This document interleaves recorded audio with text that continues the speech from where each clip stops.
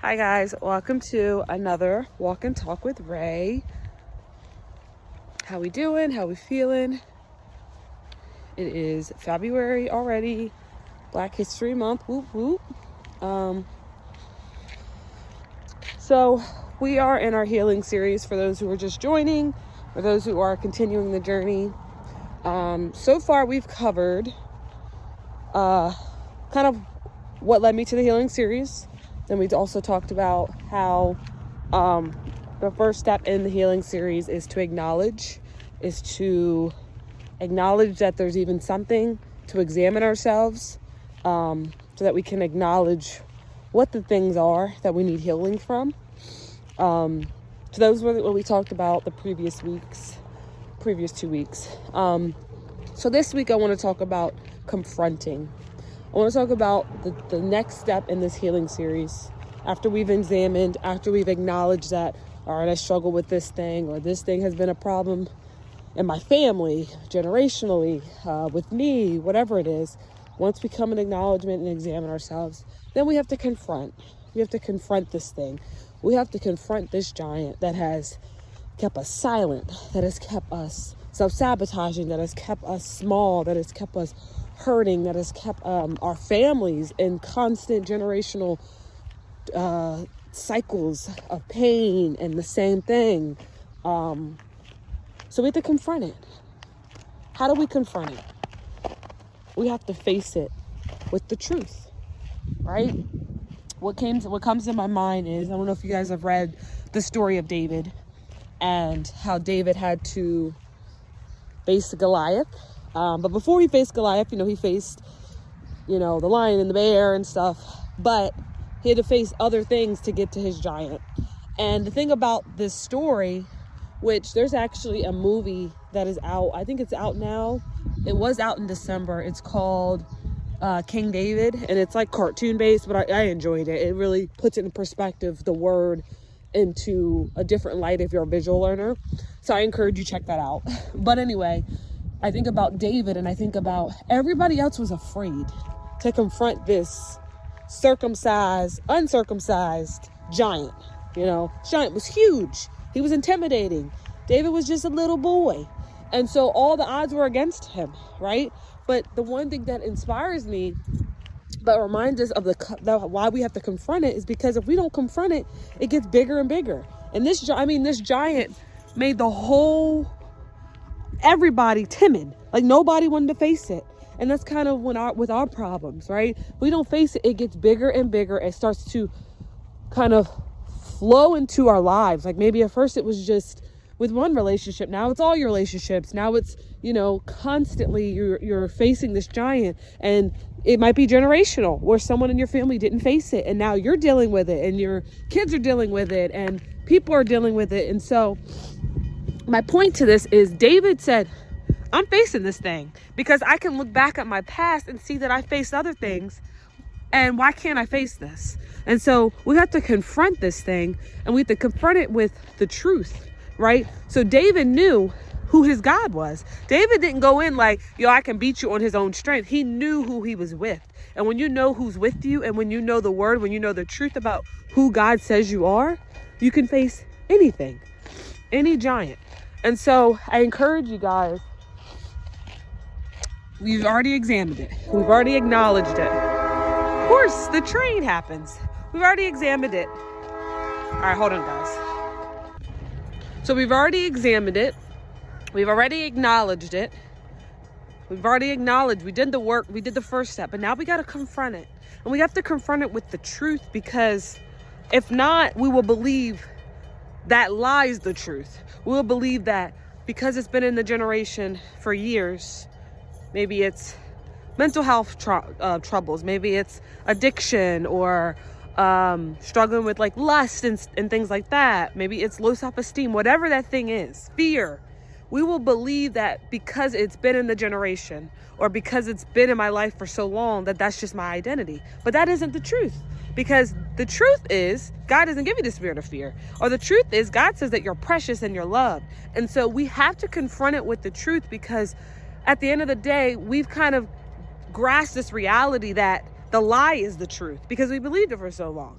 And so if that's you, for one, I want to say, like, it's okay. You know, you don't know, you can't beat yourself up for something you haven't known until now. You know, if you know it now, you can do better. But if you didn't know that you were living a life of low self-esteem, if you didn't know you were living a life filled with fear, if you didn't know you were living a life filled with insecurities, and that you were kind of following the generational pattern of whatever that thing is, don't beat yourself up. You know, and I know that's one of the tactics of the enemy is like, oh, wow, you should have known, or look at you, and condemning you, making you feel guilty. But that's not what God doesn't reveal the truth to you to make you feel guilty. He reveals the truth to you to reveal the truth, so that then you can walk in that truth.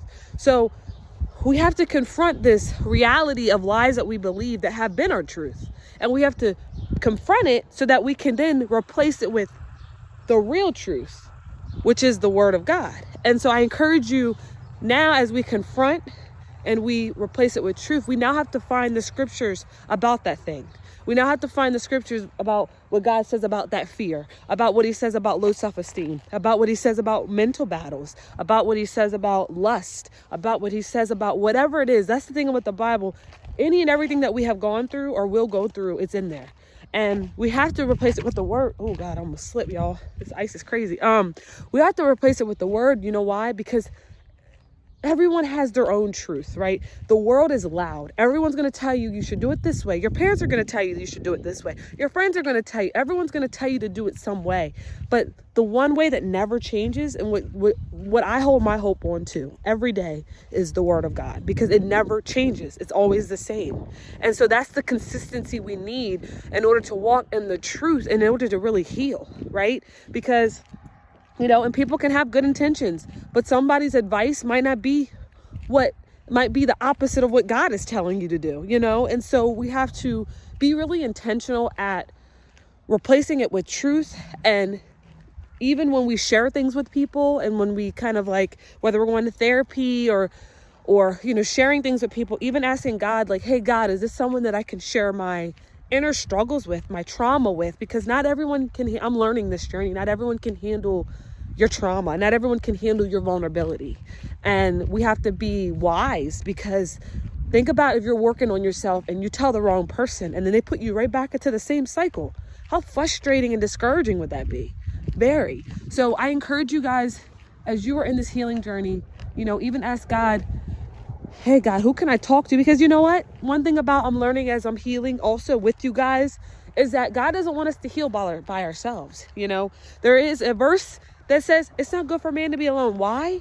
Because isolation isn't good for us, you know? And so we have to be intentional at asking God, who are my people? Who can I, you know, cry to, and who can I share this with? And they won't, you know, they will tell me what I need to hear, not what I want to hear, but what I need to hear. And that they will, you know, guide you back to the word and help you to heal with God, you know? So to recap, last week we talked about why I started this healing series, about how our walk changes when we experience hurt, but how God wants to invite us in to change. He wants to invite us in to heal. He wants to invite us in to heal our brokenness.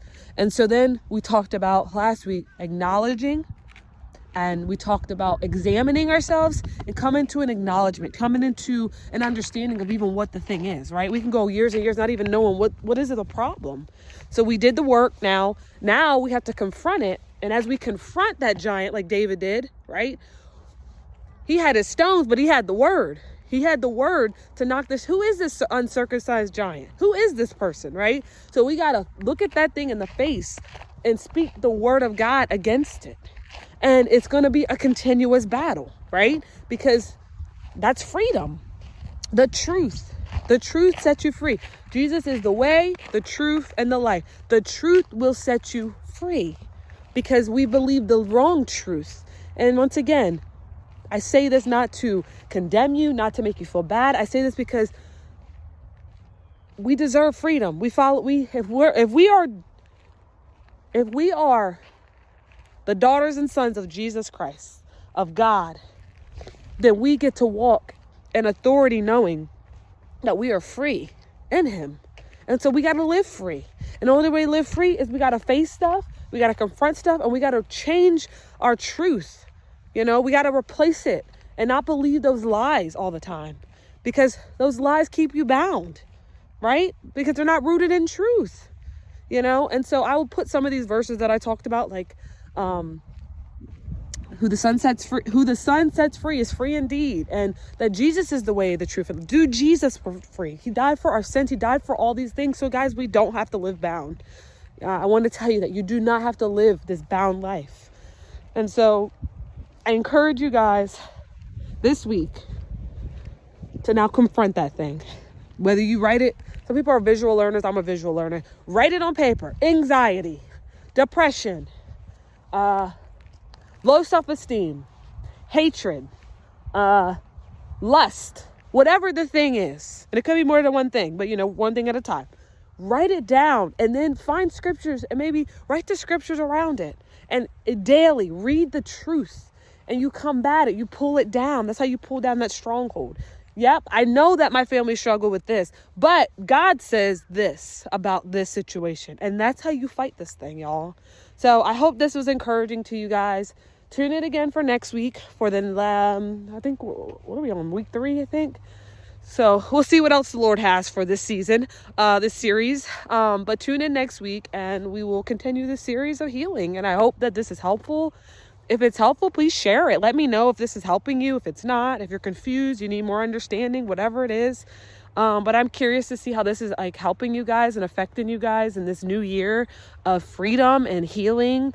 Yeah, but all right. I want you to know I love you all.